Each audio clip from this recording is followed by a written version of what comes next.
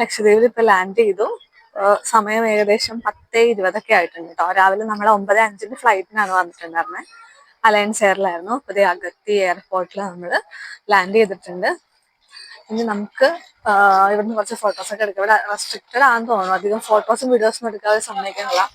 ഇപ്പൊ നമ്മൾ ഫ്ലൈറ്റിന്റെ അടുത്ത് നിന്നിട്ടാണെങ്കിലൊക്കെ അവര് പെട്ടെന്ന് പോകുമെന്ന് പറഞ്ഞുകൊണ്ടിരിക്കുകയാണ്. നല്ല ഭംഗിയാട്ടോ കാണാനായിട്ട്, അടിപൊളിയാണ്. ശരിക്കും നമ്മള് വീഡിയോസിലൊക്കെ കാണുന്ന പോലെ തന്നെ ക്രിസ്റ്റൽ ക്ലിയർ വാട്ടർ ആണ്. അതിന്റെ എയർപോർട്ട് അല്ല, സോറി, എയറോപ്ലെയിൻ ഷോട്ട് കണ്ടപ്പോ നിങ്ങൾക്ക് മനസ്സിലായിട്ടുണ്ടാവും അത്ര അടിപൊളിയാണ് കേട്ടോ. നല്ല ക്ലീൻ ആണ് ഇവിടെ.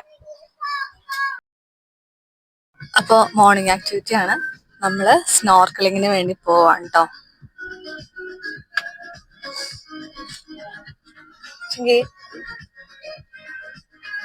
സ്നോർക്കലിങ്ങിന് വേണ്ടിയിട്ട് നമ്മളിതേ ഇവിടെ എത്തിയേക്കുവാണ് കേട്ടോ. ഇവിടെ നിന്ന് ബോട്ടിലേക്ക് കയറി കുറച്ചുകൂടെ ഉള്ളിലേക്ക് പോയിട്ടാണ് സ്നോർക്കലിങ് നമ്മൾ ചെയ്യണേ. ബീച്ച് സൈഡ് എത്തിയിട്ടുണ്ട്. നല്ല നീല കടലാണ്. വെറുതെ അല്ല ലക്ഷദ്വീപിനെ ബ്ലൂ ഹെവൻ എന്ന് വിളിക്കുന്നത്. എല്ലാം നല്ല വെള്ളം, നല്ല ക്രിസ്റ്റൽ ക്ലിയർ വെള്ളം, അതുപോലെ നല്ല നീല നിറത്തിലുള്ള വെള്ളമൊക്കെയാണ്. അപ്പൊ കുറച്ച് ടീംസ് ഒക്കെ ഇവിടെ സ്നോർക്കലിങ്ങിന് വേണ്ടി വന്ന് നിൽക്കുന്നുണ്ട് കേട്ടോ. ഞങ്ങളും ഇവിടെ വന്ന് നിൽക്കുവാണ്, വെയിറ്റ് ചെയ്യുവാണ് ഇവിടെ.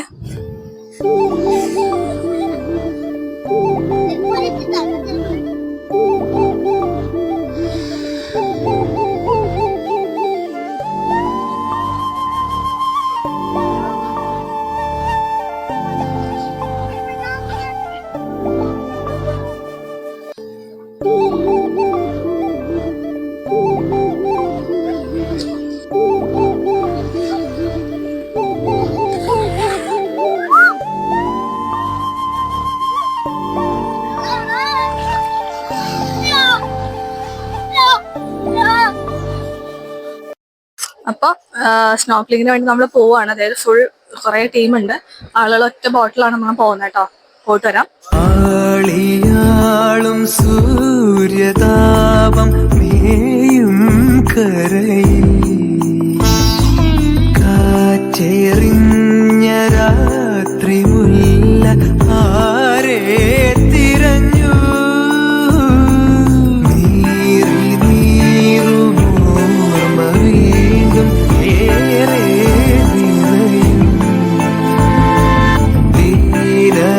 ദീർഘയാത്ര പോകെ ഞാനും കരഞ്ഞു തിരകേണു ചൊല്ലി. നമ്മള് സ്നോർക്കലിങ്ങിന് വേണ്ടി പോകുന്നതാണ്. നമ്മള് എന്താ പറയാ, ലക്ഷദ്വീപിന്റെ കടലിന്റെ ഭംഗി നിങ്ങൾ കാണുന്നുണ്ടോ? അടിപൊളിയാണ്.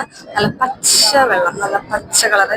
നീലയാണോ പച്ചയാണോ, നല്ല ക്ലിയർ വാട്ടർ ആണ്. അടിപൊളിയാണ്. നമ്മൾ കുറച്ചും കൂടി അകത്തേക്ക് പോയിട്ടാണ് നമ്മൾ സ്നോർക്കലിങ് ചെയ്യുന്നത്. നമ്മുടെ കുറെ ആളുകളുണ്ട് കേട്ടോ വണ്ടിയില്. പോവാം.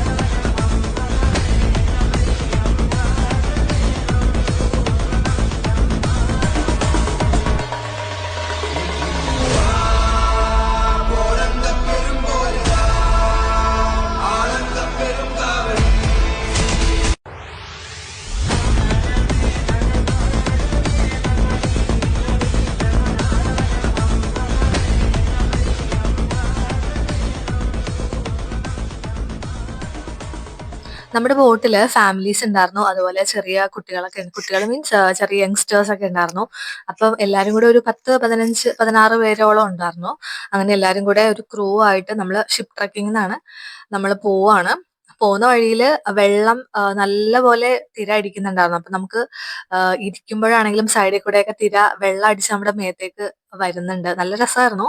പക്ഷെ കുറച്ച് റിസ്ക്കിയാണ്. നമുക്ക് എഴുന്നേറ്റ് നിൽക്കാനൊന്നും പറ്റില്ല ആ സമയത്ത്.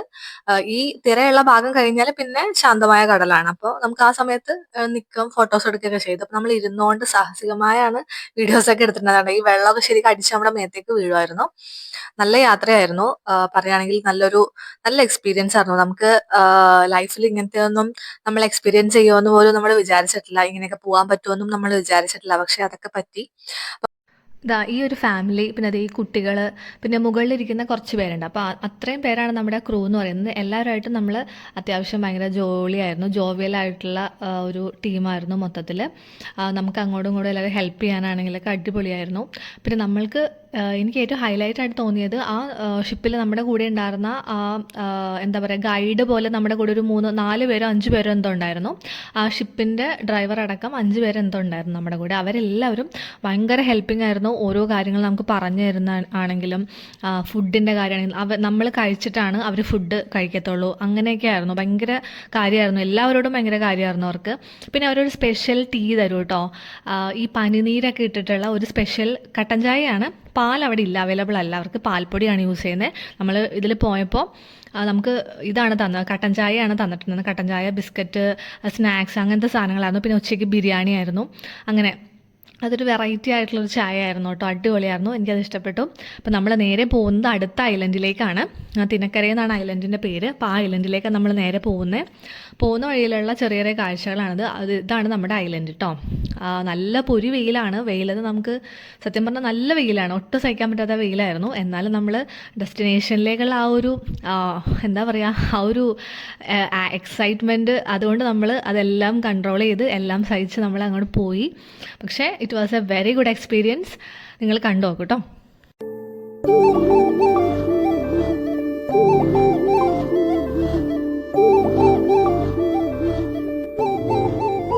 നമ്മൾ ലാൻഡ് ചെയ്തിട്ടുണ്ട്. നമ്മൾ ലാൻഡ് ചെയ്തുകൊണ്ടിരിക്കുകയാണ്. ഇത് കണ്ടോ, ഇത് വേറൊരു ഐലൻഡാണ് കേട്ടോ. അങ്ങോട്ടേക്കാണ് ലാൻഡ് ചെയ്യുന്നതെന്നാണ് തോന്നുന്നത്. നല്ല ക്രിസ്റ്റൽ ക്ലിയർ വാട്ടർ ആണ് കേട്ടോ. വെള്ളം നോക്കി, അടിപൊളി വെള്ളമാണ്.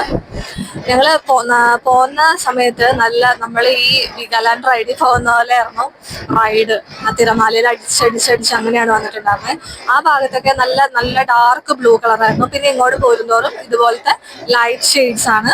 ഇത് കണ്ടോ, കാണുമ്പോൾ നിങ്ങൾക്ക് മനസ്സിലായിട്ടുണ്ടാവും. നല്ല അടിപൊളി പച്ച വെള്ളമാണ്. ക്യാമറയിൽ എന്തോരം ഇഫക്റ്റ് നിങ്ങൾക്ക് കിട്ടുന്നുണ്ടെന്ന് അറിയില്ല, പക്ഷെ നേരിട്ട് കാണാൻ നമ്മള് നല്ല പച്ച വെള്ളമാട്ടോ. ഈ teal blue, ocean blue correct ഇല്ലേ, ആ ഒരു ബ്ലൂ കളറാണ് കേട്ടോ. നല്ല രസമുണ്ട് കാണാനായിട്ട്. അങ്ങനെ നമ്മളിത് ഐലൻഡിലേക്ക് ലാൻഡ് ചെയ്യുവാണ്. ഇനി ഐലൻഡിലെ കുറച്ച് ചെറിയ ചെറിയ കാഴ്ചകൾ കാണിച്ചു തരാം. ഇൻട്രസ്റ്റിംഗ് ആയിട്ടുള്ള കാഴ്ചകളാണ്. അപ്പോൾ നമുക്ക് ഐലൻഡിലേക്ക് പോവാം. ഇത് കണ്ടോ, മീൻ ഉണക്കാനിട്ടേക്കും കേട്ടോ. ഞാൻ അടുത്ത് കാണിച്ചു തരാം. ഇത് കണ്ടോ, മീനുകളൊക്കെ ഉണക്കാൻ വേണ്ടി ഇട്ടിരിക്കുന്നതാണ്. നമ്മളൊക്കെ തുണി ഉണക്കാനായിട്ട് സ്റ്റാൻഡിലിടുന്ന പോലെ ഇട്ടേക്കുവാണ്. നല്ല നീറ്റായിട്ടാണ് ചെയ്തിട്ടുള്ളത് കേട്ടോ. നമ്മളപ്പോൾ സ്നോർക്ലിങ്ങിന് വേണ്ടിയിട്ട് വന്നിട്ട് രാവിലെ പോകുന്ന ഞാൻ പറഞ്ഞില്ലേ 9:30 ആ ടൈമിൽ പോകുന്നതാണ്. നമ്മളിപ്പോൾ ബോട്ടിൽ നിന്ന് തന്നെ ഫുഡൊക്കെ കഴിച്ച് നല്ല അടിപൊളി ബിരിയാണി ആയിരുന്നു, ഫിഷ് ബിരിയാണി. നമ്മുടെ നാട്ടിലുണ്ടാക്കുന്ന പോലത്തെ സ്റ്റൈലിൽ ഉണ്ടാക്കി. അത് കൂടാതെ തന്നെ ഇവരുടെ തന്നെ ഒരു പ്രത്യേക രീതിയിൽ റെഡിയാക്കിയ ബിരിയാണി ഉണ്ടായിരുന്നു. പിന്നെ സാലഡ്സ്, പിന്നെ ഒരു ചമ്മന്തി, തേങ്ങ ചമ്മന്തി ഉണ്ടായിരുന്നു. അടിപൊളി ടേസ്റ്റുള്ള ചമ്മന്തി ആയിരുന്നു കേട്ടോ. അത് കഴിഞ്ഞിട്ട് നെക്സ്റ്റ് വേറൊരു ഐലൻഡിലേക്ക് നമ്മളെ കൊണ്ടുവന്നേക്കുവാണ്. അപ്പം നമ്മുടെ കൂടെ ഉണ്ടായിരുന്നവരാട്ടോ അവർ പോകുന്നത് ഫ്രണ്ടിൽ. നല്ല വെയിലാണ്. ഞങ്ങളാണെങ്കിൽ സ്നോർക്ലിങ് ചെയ്തിട്ട് തിരിച്ചു പോയിട്ട് ഫ്രഷായി പിന്നെ രണ്ടാമത് നമുക്ക് സൈറ്റ് സീയിങ്ങിന് ഇറങ്ങാം എന്നുള്ള രീതിയിലൊക്കെ ആയിരുന്നു പ്ലാൻ ചെയ്തത്. പക്ഷെ അങ്ങനെയൊന്നും ആയിരുന്നില്ല. ഇന്ന് മൊത്തം ബോട്ടിൽ തന്നെയായിരുന്നു നമ്മൾ. അപ്പോൾ അതെ, നല്ല പൊരി വെയിലാണ് ഗൈസ്. ഒരു കൂളിംഗ് ഗ്ലാസ് പോലും എടുക്കാതെ ഞങ്ങൾ പോകുന്നത്. അതുകൊണ്ട് നല്ല വെയിലാണ്. പിന്നെ കൂടെ ഉണ്ടായിരുന്ന അവർ കുട തന്നപ്പോൾ ആ കുടയിലാണ് ഞങ്ങളിപ്പോൾ നടന്നുകൊണ്ടിരിക്കണേ. നല്ല ഭംഗിയിലാണ്. എല്ലാവർക്കും ഇഷ്ടപ്പെട്ടോ ലക്ഷദ്വീപ്? അടിപൊളി എക്സ്പീരിയൻസ് ആണ്. അടിപൊളി എന്ന് പറഞ്ഞാൽ അടിപൊളി എക്സ്പീരിയൻസ് ആണ്. അപ്പം ഇനി കൂടുതൽ വിശേഷങ്ങൾ കാണിക്കും. ഇപ്പോൾ നമ്മൾ ഈ ഐലൻഡ് വിസിറ്റാണ് ഇപ്പം മെയിനായിട്ട്. ഇവിടുത്തെ കാഴ്ചകളൊക്കെ കാണാനാണ്.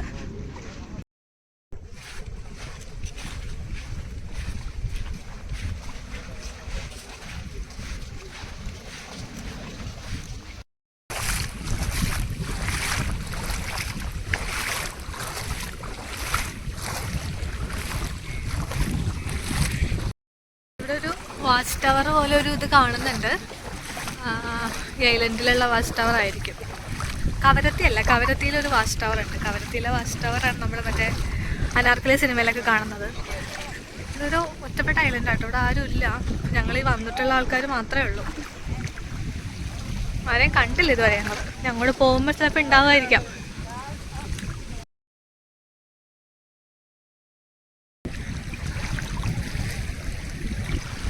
ഇത് കണ്ടോ, ഇവിടെ സാൻഡാണ്. പക്ഷെ ഇത് സാൻഡല്ല, ഇതിവർ പറഞ്ഞത് കോറൽസ് ഉരഞ്ഞിട്ട് പൊടിയായേക്കുന്നതാണ്.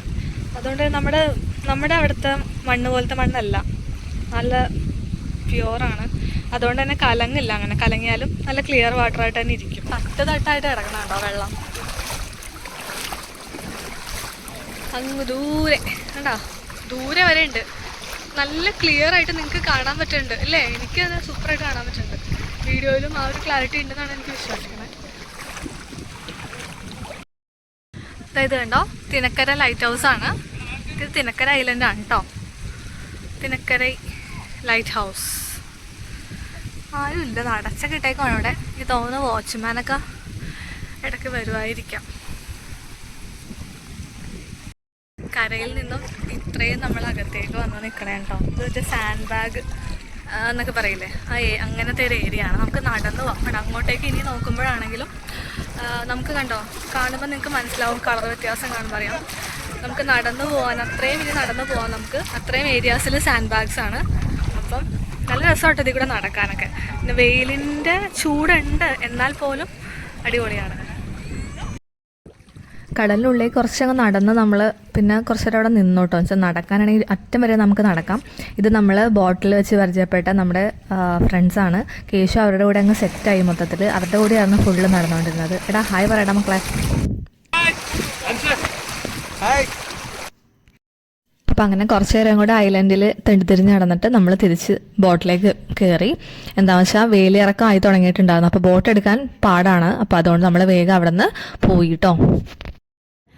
നമ്മളിപ്പോൾ ഏകദേശം സമയം ഒരു 4 o'clock ഒക്കെ നമ്മൾ മോർണിംഗിൽ ഇവിടെ എത്തിയതാണ്. ഇത് കണ്ടോ, ഇത് നോക്കിയേ, കോറൽ ഏരിയാസിലാണ് നമ്മൾ നിൽക്കുന്നത്. സ്നോർക്ലിങ്ങിൻ്റെ രണ്ടാമത്തെ സ്നോർക്ലിങ്ങിൻ്റെ സ്പോട്ടാണ് അവിടെ നമ്മൾ നിൽക്കുന്നത്. അപ്പോൾ അതേ കോറൽസ് ഒക്കെ ഇങ്ങനെ പൊങ്ങി വന്നിട്ടുണ്ട്. അതായത് വേലി ഇറക്ക സമയമാണ്. അപ്പോൾ അതുകൊണ്ട് തന്നെ കോറൽസ് ഒക്കെ പൊങ്ങി ഇങ്ങനെ വന്നിട്ടുണ്ട്. നമ്മൾ പോകുമ്പോൾ ഇത്രയും ഇറക്കമല്ലായിരുന്നു, കുറച്ചും കൂടെ വെള്ളമുണ്ട്, നല്ലോണം വെള്ളമുണ്ട്. പക്ഷെ ഇപ്പോൾ ഇത് പൊങ്ങി വന്നിട്ട് പിന്നെ ഇവിടെ സാൻഡ് ബാഗ്സ് ഒക്കെ വിസിബിളായിട്ട് നിൽക്കുന്നുണ്ട്. ഐലൻഡ്, ഇത് വേറൊരു ഐലൻഡാണ് കേട്ടോ. നമ്മളിപ്പോഴും ഇവിടുന്ന് പോയിട്ടില്ല. ഇവിടുന്ന് കരയിലേക്ക് ഏകദേശം ഒരു 1 hour 1.5 hour ട്രാവൽ ഉണ്ട്. നല്ല രസം. ഇപ്പോൾ വൈകുന്നേരം ആയപ്പോൾ വെയിലൊക്കെ പോയി, നല്ല അടിപൊളി ക്ലൈമറ്റാണ്. ഇപ്പം നല്ല കാറ്റുണ്ട്, നല്ല തണുത്ത നല്ല അടിപൊളി കാറ്റുണ്ട്. ഇവിടെ തന്നെ ഇങ്ങനെ നിൽക്കാൻ തോന്നും നമുക്ക്. അടിപൊളിയാണ്. നമ്മൾ ഐലൻഡിലല്ല, സാൻഡ് ബാങ്ക്സ് കാണാൻ വേണ്ടിയിട്ട് അങ്ങോട്ടേക്ക് എത്തിക്കൊണ്ടിരിക്കുകയാണ്. കണ്ടോ, ഇതാണ് സാൻഡ് ബാങ്ക്സ് പറയുന്നത്. നടുക്ക്, കടലിൻ്റെ നടുക്ക് വെള്ളമൊക്കെ ഫുള്ള് വലിഞ്ഞു പോയിട്ട് കേട്ടോ ഐലൻഡായിട്ട് കണക്ട് ചെയ്യുന്ന പോലെയാണ് ഇതിപ്പോൾ നിൽക്കുന്നത്. അതാണ് ശരിക്കും സാൻഡ് ബാങ്ക്സ് എന്ന് പറയുന്നത്. നടുക്ക് കേട്ടോ, കണ്ടറിയാം നമുക്ക് വെള്ളത്തിൻ്റെ നടുക്കാണ്. അങ്ങനെ സാൻഡ് ബാങ്ക്സിൽ നമ്മൾ ലാൻഡ് ചെയ്തു. കടൽ നടക്ക് ഇങ്ങനെ ഒരു മനോഹരമായിട്ടുള്ള കാഴ്ച ഉണ്ടെന്ന് നമ്മൾ ആരും വിശ്വസിക്കില്ല. പക്ഷെ ഒരു ഡേഞ്ചർ ഉള്ള എന്താണെന്ന് വെച്ചാൽ ഇതിൻ്റെ ഈ തീരം കാണുന്നത് നമ്മുടെ സാധാരണ കടൽ തീരം പോലത്തെ തീരമല്ല. അത് കടലിൻ്റെ ഒത്ത നടുക്കാണ്, നല്ല ആഴമുള്ള സ്ഥലമാണ്. അതുകൊണ്ട് തന്നെ സൈഡിലേക്കൊന്നും നമ്മൾ പോകാൻ പറ്റില്ല. സൈഡിലേക്കൊന്നും പോരുന്നവർ പ്രത്യേകം പറയും. അവിടെ എന്തോ കുറച്ച് വർഷങ്ങൾക്ക് മുന്നേ 2 കുട്ടികൾ എന്തോ അവിടെ മരിച്ചിട്ടുണ്ട് എന്നൊക്കെ അവർ പറഞ്ഞത്. അപ്പോൾ സൈഡിലേക്കൊന്നും പോകാൻ പറ്റില്ല. സമയം ഏകദേശം സന്ധ്യ ആയിട്ടുണ്ടായിരുന്നു. അപ്പോഴേക്കും നല്ലൊരു ബ്യൂട്ടിഫുൾ സൺസെറ്റ് നമുക്ക് കാണാൻ പറ്റി. പിന്നെ അറബിക്കടലിൻ്റെ ഉള്ളിൽ കൂടെയുള്ള യാത്ര, അറബിക്കടൽ ഇങ്ങനെ ആർത്തിരമ്പി നമ്മുടെ മുന്നിൽ കൂടെ ഇങ്ങനെ പോകുന്ന ഭയങ്കര ഭംഗിയുള്ളൊരു കാഴ്ചയായിരുന്നു.